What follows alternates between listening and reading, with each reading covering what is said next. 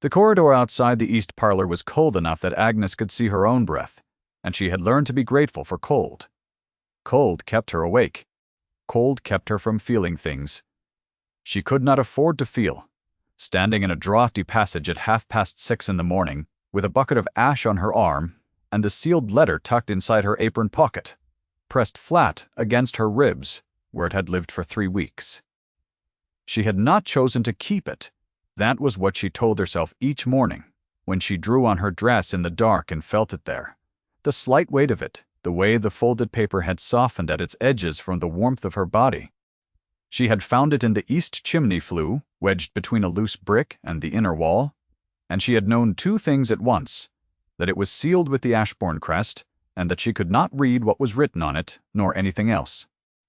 She had known those 2 things separately for 23 years, and together for 3 weeks. The first thing meant it belonged to someone important.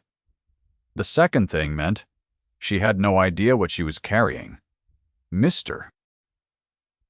Merton appeared at the far end of the corridor before she reached the parlor door.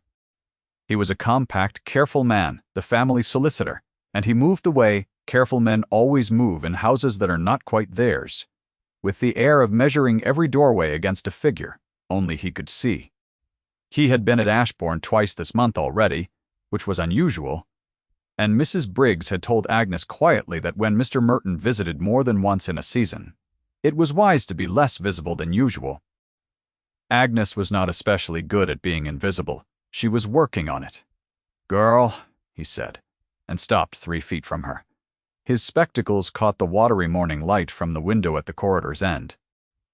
"The housemaids have been cleaning the east chimneys." It was not a question.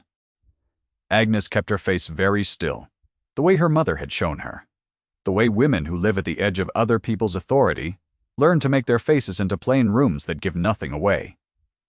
"Yes, Mr. Merton," she said. 3 weeks passed. Mr. Hallett ordered it before winter. And nothing was found in the flues. The letter pressed against her ribs. She could feel the wax seal, even through the wool of her dress. She did not look down. "Soot, sir," she said. "Considerable soot." He studied her for a moment with those small, close-set eyes, and Agnes had the distinct sensation of being a document herself, one he was trying to read quickly in bad light. Then Lady Dorothea's voice came from behind her, cool and precise, and both of them turned. Lady Dorothea Cavendish had the posture of a woman who had never in her life needed to wonder whether she belonged in a room. She came down the corridor in dark burgundy, her silver hair perfectly arranged beneath a morning cap. Her ivory fan closed and held at the precise angle that communicated she was attending to something beneath her, but attending nonetheless. "Mr. Merton," she said without looking at Agnes, "I did not know you had arrived." "Just this moment, my lady." He gave the shortest possible bow. "I was inquiring of the girl whether anything had been disturbed in the east rooms." Lady Dorothea looked at Agnes then, briefly and completely. The way one looks at a piece of furniture one suspects has been moved an inch.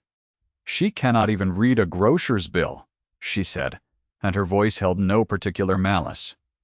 Only the calm authority of a woman stating a thing that was simply true. A fact of the household, like the number of steps in the back staircase.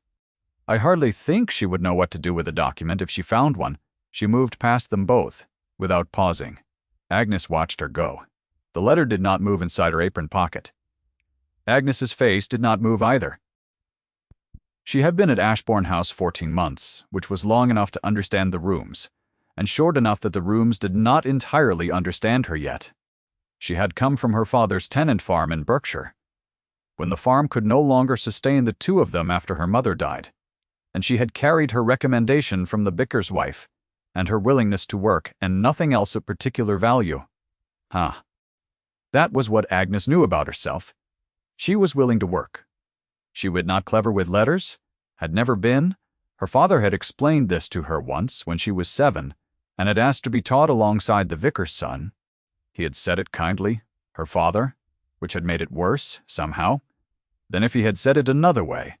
He had said that learning letters was a road that did not go where girls like Agnes needed to go. He meant well. She had believed him. She still believed him. Mostly. There were moments standing in the library at Ashbourne while the fire she had laid for the morning drew up properly, watching the light fall across the spines of 100 books, when the belief felt less solid than it usually did. Those moments passed. She had become a good housemaid and then an efficient one, which was a different thing and meant more. She could lay a fire so it drew well in any flue. She could press a gown without leaving a mark. She could carry a full tray down a flight of stairs without making a sound, and she could read a room's social temperature with an accuracy she had never been able to apply to words on a page. Knowing which guests would want quiet and which would want service visible, and which were quietly miserable and needed the fire banked higher than they would ask for themselves. Mrs. Briggs called it sense. Agnes called it paying attention. The two things were, she thought, close enough. Mrs. Briggs had taken Agnes under her particular care within the first month, not because Agnes was exceptional, but because Agnes was reliable. And in Mrs. Briggs's long experience of household service, reliability was rarer and more valuable than cleverness. Mrs. Nance Briggs was 55 years old and had managed Ashbourne House through 2 generations of the family, and she spoke about the family the way one speaks about weather, as a matter of constant fact, sometimes fine, sometimes not, always requiring preparation. She told Agnes that the Duke had been abroad or at his London house for the better part of 2 years since his brother Thomas had died in the summer campaign. She told Agnes this not as gossip but as information useful to the running of the house. The way she told Agnes which flues drew and which were temperamental. Agnes had found the sealed letter a week before the Duke was expected to return. She had not known it was his brother's handwriting on the inside. She had not known it was anyone's handwriting. She had known only the crest in the wax and the instinct, grown somewhere below. Thought, in the region where service and self-preservation operate together, that sealed things from this house should stay sealed and should not leave the hands of someone who understood what they contained. She could not understand what it contained. She could keep it. That was the whole of her reasoning, and she had not examined it since, though it sat in her apron pocket and accumulated the warmth of her body and pressed against her ribs like a small question she could not read. She came into the library at 5:30 the following morning, 3 days after the Duke was said to have arrived in the night, when the house was still and gray with pre-dawn and the November dark had not yet properly finished. She had the ash bucket and the wood basket and the taper, and she did not think anyone was in the room, because no candle showed under the door, and there was no reason for anyone to be in the library. At 5:30 in the morning, the Duke of Ashbourne was standing at the window. He had his back to her. He was in a dark coat, not yet dressed formally, and his dark hair was slightly disordered as though he had not slept or had risen from sleep too recently. He was looking out at the grounds at nothing, at the cold, flat gray of the November park, the frost on the grass, the stone wall at the garden's edge, where the elm trees stood bare above the dark stones. He was very still. Not the stillness of a man resting, but the stillness of a man who has been standing in that particular way for a long time, so long that the stillness had become something close to a posture, a discipline, the way a man stands when the only alternative to standing like this is some other thing he will not permit. Agnes stood in the doorway with the ash bucket and the taper and the sealed letter pressed against her ribs. She should have retreated. That was the correct thing. The thing every instinct of service said to do. Back out quietly. Return later. Leave the man his silence. Instead, she stood for 1 moment more, because he was looking at the portrait above the fireplace. She could see it from the doorway. A young man in regimentals. Not the Duke. Younger and fair where the Duke was dark. Smiling in the uncomplicated way of someone who has not yet learned what smiles cost. And the Duke's face in profile was so entirely without pretense that it seemed wrong to look at it, and wrong to look away. She took a step back. He heard her. "Come in," he said without turning around. His voice was low and level, not unkind, and it carried the particular quality of a man who has spent the night with something heavy and is simply continuing to carry it while the morning begins around him. Agnes came in and laid the fire. She worked as she always worked, with the particular economy of someone who has done a thing 10,000 times and no longer needs to think about the movements. And she was aware of him, the way she was aware of the fire's heat, not looking at it directly, but knowing precisely where it was and how far.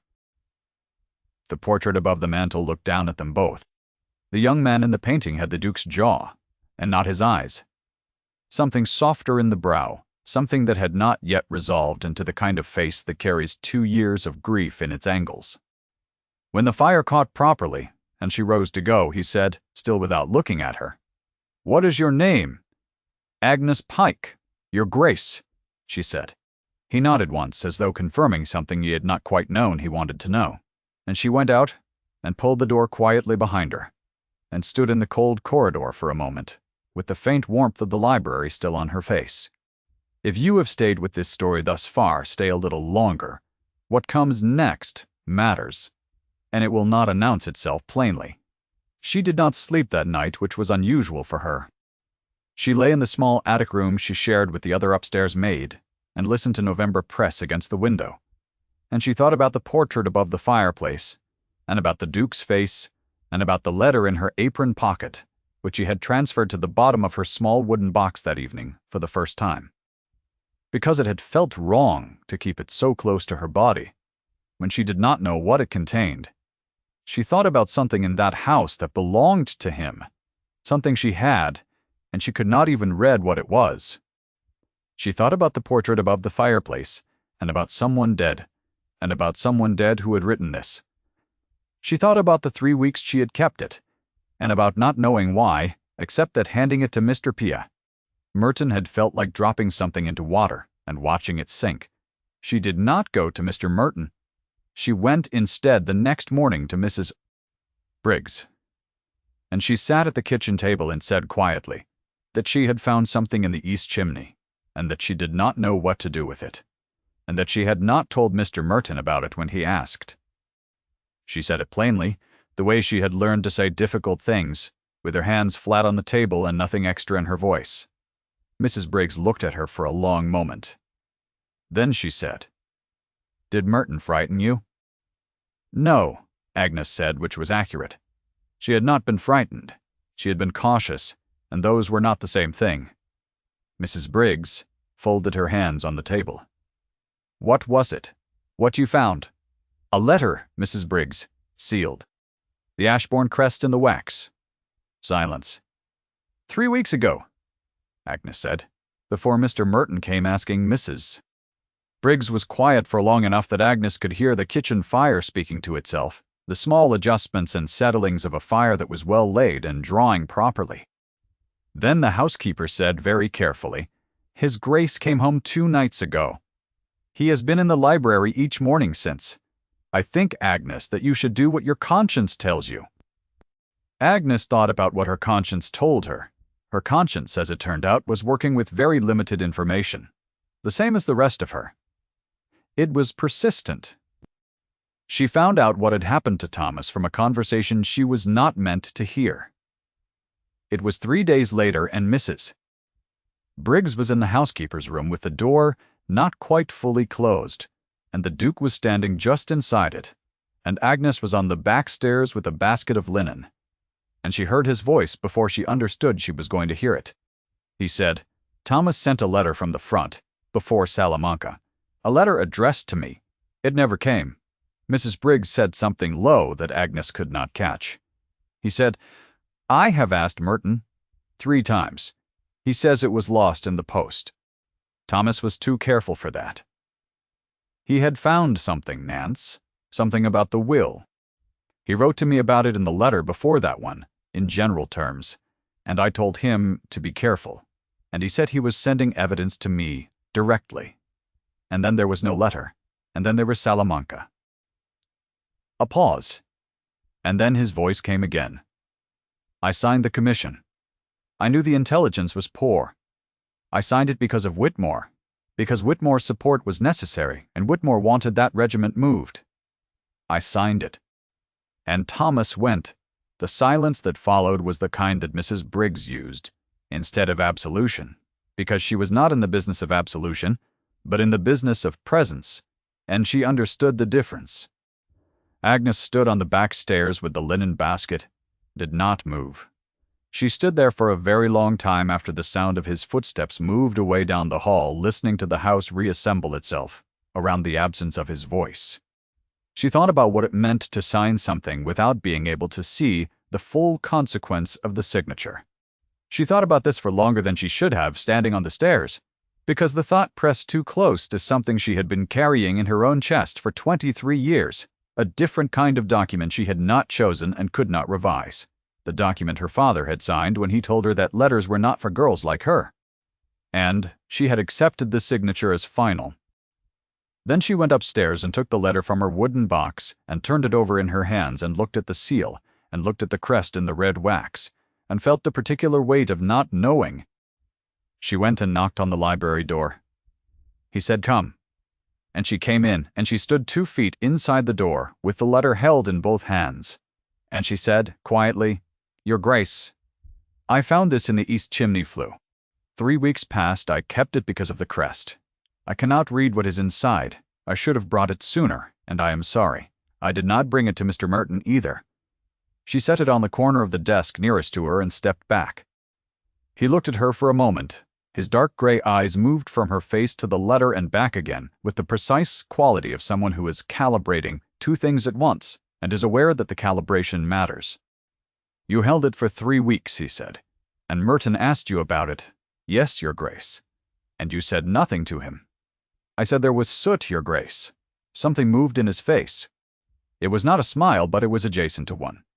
The ghost of an expression she suspected had not appeared there in a long time. He looked down at the letter. He picked it up. He broke the seal. She watched him read. She could tell nothing from the outside of his face, except that his jaw tightened once, and then slowly released, and then tightened again, and his hand on the desk moved, to press flat against the wood, as though he needed the anchor of it. He read for 2 minutes, 3. She counted them by the sound of the fire. When he set the letter down, he did not immediately speak. And in the quality of his silence, she could hear the shape of what the letter had contained. Not the words, but the weight. The way silence after reading is different from silence before it. He said, "Thomas found the forgery. He sent me the evidence. It was in this letter." He was not speaking to her exactly, but he was not speaking to the room either. He was speaking to something in the middle distance, the way people speak when they are reaching for the shape of a thing that has just become real to them. "A forged amendment to my father's will. Merton prepared it. He has been holding it back, waiting until a moment when I was sufficiently isolated that he could present it to a magistrate, and I would have no grounds to dispute it." He looked at her then, directly, and his gaze was precise and unsettling in the way of someone who is accustomed to assessing things and has in this moment found something he did not expect. "You kept this for 3 weeks, he said. "Not knowing what it was." "I knew what the crest was, Your Grace," she said. He said Agnes. It was the first time he had used her given name.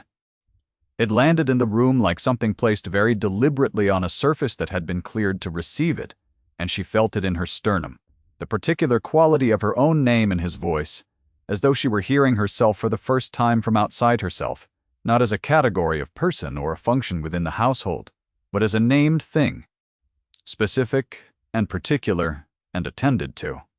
"Agnes," he said, "I need to show this to a magistrate before Merton does." He sent for Sir Robert Peel's representative in the county, a magistrate named Hargreaves, and word reached Merton first, as word in country houses generally did, carried by the same network of underpaid servants and overconfident house guests that carried everything else. Merton moved the following morning. He came to Ashbourne with papers, and with a practiced calm that Agnes, carrying a tray down the main corridor, found much more alarming than anger would have been. He went first to Lady Dorothea, who received him in the south drawing-room with Miss Clarissa Fenton seated at her side, and the door not quite closed. Agnes did not linger in corridors deliberately. She moved slowly. She had always moved slowly when the house was saying something important. Merton told Lady Dorothea that the amendment to the late Duke's will, properly executed, named the estate in line with a secondary entail that the family had apparently overlooked for 3 decades, and that the current Duke's management of certain financial matters therefore required judicial review. He was very courteous. He was very precise. He was the voice of a man who had been building something careful for a long time, and had now finished building it, and was ready to open the doors. She was not a stupid woman. She was a woman whose understanding of the world had been constructed over 5 decades inside a particular kind of certainty, and when that certainty was threatened, she reached for it more firmly rather than examining whether it was load-bearing. She said that it was unfortunate that this had come to light at such a moment, but that the family's interests must be protected and that His Grace would surely understand. Then she said, "There is also the matter of the housemaid, Pike. Merton tells me she had access to documents found in the chimneys." Miss Fenton, from her chair by the window, said to no one in particular, in the light-carrying voice of someone who did not need to project to be heard, "She cannot even read, Lady Dorothea. She cannot even read. What on earth would she know of documents?" The drawing-room held 6 people besides them. The visiting baronet, Sir Edmund Fenton, a cousin of the family named Mr. Hale, a widowed neighbor named Mrs. Carew. They heard it. The tone was not cruel. It was faintly pitying, faintly dismissive, the tone of someone dispensing with an irrelevance before moving on to the things that mattered. Agnes was called in 20 minutes later. Merton asked her about the chimney. He asked her whether she had found anything unusual. He asked it in front of Lady Dorothea and Miss Fenton and Sir Edmund, and his voice was patient, as one is patient with a person who cannot be expected to follow the full significance of a proceeding. When Agnes said that she had found the letter and given it to the Duke, Merton's face did not change, but the leather document case in his hand tightened slightly under his fingers. "Lady Dorothea," said Agnes. Her voice was not unkind. It was the voice of a woman who genuinely believed what she was about to say. "You are a good girl, and you work hard. You are out of your depth here. Whatever you thought you found in that chimney, you were not in a position to judge its significance. You should have brought it to Mr. Merton when he asked," Agnes said quietly. "I did not know its significance, my lady." "That is true. I knew the crest, and I knew it was sealed, and I thought sealed things from this house should go to someone in this house, not out of it." There was a brief silence in the room, the kind of silence that arrives when someone below the room's notice has said something that requires a moment's processing before it can be properly dismissed. Merton said, "That is a very convenient construction given that the letter has now disappeared from the evidence available to the court." "It has not disappeared," Agnes said. "His Grace has it." "Agnes?" Lady Dorothea's voice sharpened for the first time, the fan stilling in her hand. "You are a housemaid. You do not speak of the Duke's possessions, as though you have standing in the matter. I believe your position here has become untenable. I will speak to Mrs. Briggs today." She felt the room close around her, not from malice but from the weight of certainty that had been in these rooms for decades, the certainty that knew exactly what she was and what she was not, and had no need to revise the definition. She stood with her hands clasped before her, and her face in the plain room it had learned to become, and she did not let anything show but her hands, pressed together in front of the white apron, held each other very firmly. Magistrate Hargreaves arrived at 2 o'clock, which was earlier than anyone had expected except Mrs. Briggs, who had apparently sent the footman before dawn and had not mentioned this to anyone. The south drawing-room was reorganized, without being formally reorganized. Chairs shifted, the tea-things removed, the particular quality of the light in the room changed by the presence of official attention. Merton presented his document case with the careful efficiency of a man who has rehearsed the sequence. He explained with great clarity and several professional courtesies that the amendment he had located among the late Duke's papers, in his own custody as the family solicitor, where such things were appropriately held, bore signatures and dates that predated the recognized will and were legally significant to the disposition of the estate. Agnes stood near the door. No one had asked her to leave, and no one had asked her to stay. And so she had stayed. The door opened, and Edward came in. He came in the way she had seen him stand in the library. That particular contained quality, the stillness that had weight behind it, rather than emptiness, and behind him came Mrs. Briggs. And behind Mrs. Briggs came a man Agnes did not know, an older man in a gray coat who carried himself like someone whose opinions had been consequential for a long time and who had no need to advertise this fact. The older man was Sir James Ashby, a senior peer who had known the late Duke for 30 years, and who had, as it turned out, known something else besides. Edward set the letter on the table. He did not do it dramatically. He placed it down as one places a piece of evidence, which is what it was. And he said to Hargreaves, calmly, that the letter had been written by his brother, Captain Thomas Cavendish, on the 18th of June, 1812, 3 days before the action at Salamanca. He said that the letter had been intercepted before reaching him and concealed in the east chimney at Ashbourne House by a paid intermediary who had subsequently left the county. He said that the letter contained in his brother's own hand a description of the document Merton now presented as legitimate discovery, and that his brother had named it correctly, a forgery, prepared by Merton at the instruction of a political interest that wished to compromise the Ashbourne title during a period of the Duke's potential isolation. He said it all in the same level voice, looking at Hargreaves, not at Merton, not at Lady Dorothea, not at Agnes, as though this were a piece of information he was transmitting cleanly and without embellishment, a thing that needed only saying to become undeniable. Sir James Ashby produced from his own coat pocket a second letter written by Thomas. This one sent to Sir James directly a month before Salamanca, referencing Merton by name and describing the nature of the fraud he had uncovered with sufficient specificity that Hargreaves read it twice. The drawing room was very quiet. Merton's document case was still on the table. He did not reach for it. He was looking at the two letters with the expression of a man watching arithmetic arrive at an answer he had not expected and cannot dispute because he knows the numbers are correct. Lady Dorothea said nothing. Agnes watched her face, and watched the particular moment when understanding came through. The certainty like light through a curtain. Slow. And then all at once, and not comfortable. The fan was very still in her hand, held at a height that had ceased to be deliberate, and had become simply where she was holding it because she had forgotten to put it down. Hargreaves asked Merton several questions. Merton answered 3 of them, and declined to answer the 4th. Hargreaves noted this in the way that magistrates note things they intend to act upon. Then Edward turned. He turned to where Agnes was standing near the door, and he crossed the room, and the room watched him cross it, Hargreaves and Sir James and Lady Dorothea and Miss Fenton and Mrs. Crewe and Sir Edmund Fenton and the cousin Mr. Rue. Hale and Mrs. Briggs near the window, and he stopped in front of Agnes and said, clearly, in the voice that had read his brother's letters without breaking, Miss Agnes Pike is under my protection. Permanently, 10 words.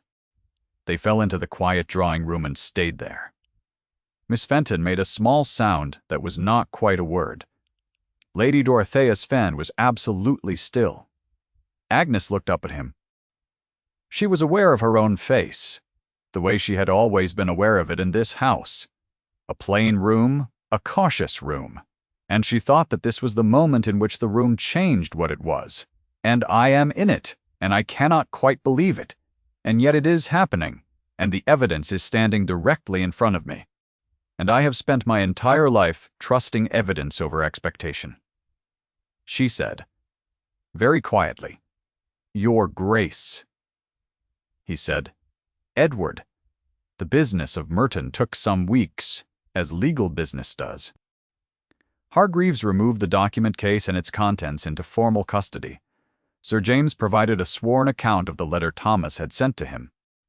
A second solicitor was engaged, an older man from Gloucester who had known the previous Duke, and who confirmed with considerable force that the original will, properly witnessed and dated, bore no amendment of the kind Merton had introduced. The political interest behind the fraud proved, when Hargreaves unraveled it, to be a matter of considerably more consequence than one estate. and matters passed into the hands of those whose office dealt with such things. Merton did not contest this in person. He left the county. Lady Dorothea remained at Ashbourne House through November, which was a longer stay than she had planned, and the quality of her remaining days there was one of a woman who is quietly reassembling the interior architecture of a world she understood to have been incorrectly constructed.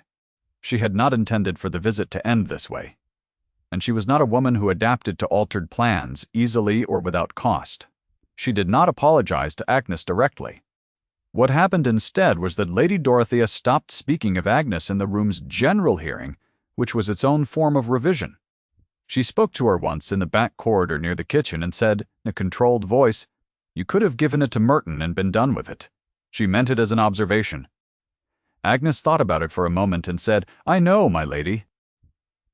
Lady Dorothea looked at her with something that had not been in her eyes before. A recalibration that was not quite approval, but was not dismissal either. And then she went on down the corridor. And that was the last they spoke of it. Miss Fenton and her father departed the following week. Miss Fenton's departure was graceful. She was not a cruel woman, only one who had been told for 24 years exactly what she was worth, and to whom, and the accounting had been revised without warning. She shook hands with Lady Dorothea and was very composed, and Agnes, carrying fresh linen past the front hall, did not look directly at the leave-taking but heard it, and thought that Miss Fenton would recover herself entirely within a season, which proved to be accurate.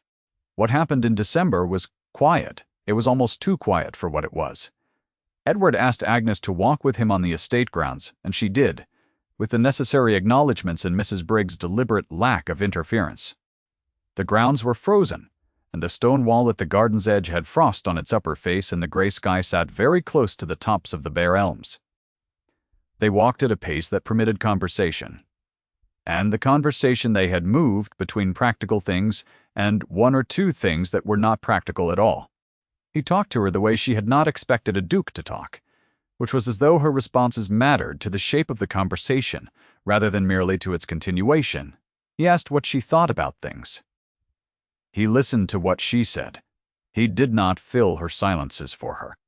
By the time they came back through the garden gate, Agnes understood that she had been offered not a position in the household, but a position in his life, and that the distinction mattered very much to him, and that the way he had framed it as a question with her answer, left genuinely open, was itself a form of language she had not entirely expected, and had not known until now that she had been waiting for. She said yes on the third day, and the word, once said, felt like the truest thing she had said in a very long time. He looked for a moment like the portrait of his brother, uncomplicated and free. Sir James's solicitor confirmed the legal instruments on the 22nd of December. Mrs. Setting. Briggs received the news with the expression of someone who had been waiting for it since November, and was pleased to have it confirmed, but did not intend to make more of the occasion than the occasion required. There was a small, sensible ceremony in the Ashbourne Chapel in the first week of January, attended by Sir James and his wife and Mrs. Briggs and two of the estate tenants who had known the family for decades, and no one who would have required Agnes to perform anything other than what she was. The south drawing-room was warmer in January than it had been in November.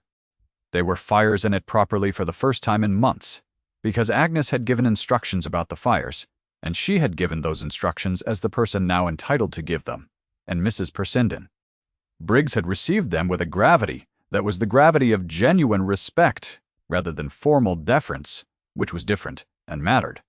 It was on the 14th of January that Edward brought the letter to the library, where Agnes was sitting by the fire with a cup of tea cooling at her elbow, and the wooden box open on the shelf behind her, and he sat across from her in the chair nearest the grate, and he held the letter for a moment before he set it on his knee. "I never read it to you." She looked at him. "Thomas's letter?" "He wrote about the forgery," Edward said, "and about Merton.